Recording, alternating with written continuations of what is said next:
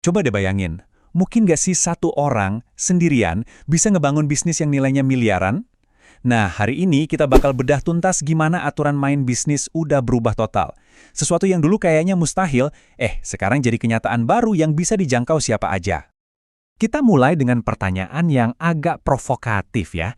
Gimana kalau cara yang kelihatannya paling malas, tanpa tim gede, tanpa kantor keren, justru jadi cara paling cerdas buat dapat semiliar di zaman sekarang? Yuk kita bongkar idenya. Aturan main bisnis itu benar-benar udah ditulis ulang. Dan yang paling keren, kekuatannya sekarang ada di tangan individu, di tangan Anda. Ini bukan cuma tren sesaat, ini revolusi. Oke, kita mulai dari awal. Oke, di bagian pertama ini, kita bakal lihat dulu pergeseran besar yang jadi fondasi kenapa fenomena miliarder seorang diri ini bisa terjadi. Coba deh lihat perbedaannya. Jomplang banget kan? Dulu buat bisnis Anda butuh puluhan karyawan, operasionalnya ribet, margin profitnya tipis banget cuma 5%. Sekarang, cuma butuh satu orang, modelnya alat-alat digital kayak AI dan konten, dan yang paling gila, margin profitnya bisa sampai 99%. Hampir semua hasilnya masuk ke kantong sendiri. Dan ini bukan cuma teori loh. Di Amerika aja, ada 30 juta solopreneur yang kontribusinya ke ekonomi itu 1,7 triliun dolar. Triliun! Bayangin kalau gelombang yang sama besarnya ini sampai di Indonesia. Kita ini baru di titik awalnya aja. Tapi, ya, semua alat canggih di dunia ini bakal percuma kalau fondasi utamanya goyah. Dan fondasi itu ada di dalam diri kita sendiri ya. Yuk kita bahas perang internal yang harus kita menangkan dulu. Jadi, pertanyaannya, kita harus mulai dari mana? Apa sih sebenarnya langkah nol dalam perjalanan ini? Jawabannya ada di sini. Dan ini dalam banget. Turunkan ego. Kenapa? Karena saat ego kita turun, rasa penasaran kita buat belajar itu otomatis naik. Contoh kerennya itu Pak Berto. Dia udah pebisnis offline yang super sukses, tapi nggak gengsi buat belajar jadi TikToker dari nol cuma buat ngerti dunia baru. Nah, kerendahan hati kayak gitu yang kita butuhin.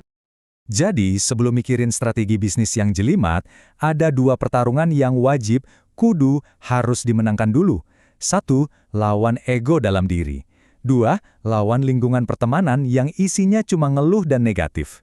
Kalau dua ini aja kalah, strategi secanggih apapun bakal mental. Oke, fondasi mental udah beres, sekarang kita masuk ke bagian yang paling seru. Menemukan harta karun yang sebenarnya udah Anda punya dari dulu, yaitu nilai unik diri Anda. Sering banget kita ngerasa skill kita tuh biasa aja. Mungkin Anda jago pakai Excel atau jago nulis. Buat Anda itu ya gitu doang. Tapi coba deh lihat dari kacamata orang yang baru mau belajar. Skill biasa Anda itu buat mereka adalah sebuah superpower yang berharga banget. Ingat prinsip simple ini. Anda nggak perlu jadi profesor buat ngajarin anak TK cara baca ABC kan? Anda cuma perlu tahu selangkah lebih maju dari orang yang mau Anda ajarin. Itu aja kuncinya. Nah, sekarang coba deh video ini sebentar, ambil kertas, tulis 3 hal yang Anda bisa lakuin. Bukan yang Anda ahli banget ya, tapi cukup bisa aja. Kenapa? Karena keunikan Anda yang sebenarnya itu bukan di satu skill, tapi di kombinasi dari ketiganya. Sip, Anda udah tahu nilai Anda apa. Pertanyaan selanjutnya, gimana cara ngomonginnya ke seluruh dunia? Nah, disinilah kekuatan branding modern main perannya. Lupain dulu soal logo dan warna-warni. Branding modern itu intinya adalah seni menciptakan fakta baru atau kebenaran baru di pikiran orang. Contoh klasiknya Kopiko. Mereka nggak jualan permen, mereka jualan pengganti kopi. Itu sebuah kebenaran baru yang mereka tanamkan ke kita, bahkan sebelum produknya jadi sesempurna sekarang. Prosesnya tuh gini, pertama Anda kenalin fakta baru. Fakta itu lalu menciptakan kebiasaan baru. Lama-lama, kebiasaan itu jadi ritual dalam hidup mereka. Dan di puncaknya, produk Anda jadi algoritma. Pilihan otomatis yang nggak pakai mikir lagi. Nah, itu tujuan akhirnya. Oke, bagian terakhir. Mari kita rangkai semua konsep tadi jadi sebuah cetak biru yang praktis. Gimana caranya mengubah nilai yang Anda punya jadi duit? Ini perubahan pola pikir yang paling penting. Stop cara lama yang mendorong produk ke konsumen. Ganti strateginya jadi menarik mereka dengan cara kasih value atau nilai lebih dulu secara gratis. Bangun kepercayaan dulu. Nanti juga mereka yang datangin Anda. Mau lihat contohnya? Raditya Dika. Dia nggak ujuk-ujuk jualan kelas nulis. Dia kasih nilai dulu lewat cerpen-cerpen gratis di YouTube yang ditonton jutaan kali. Setelah audiensnya suka, percaya, dan pengen bisa kayak dia, baru deh dia tawarin solusi berbayar. Elegan banget caranya.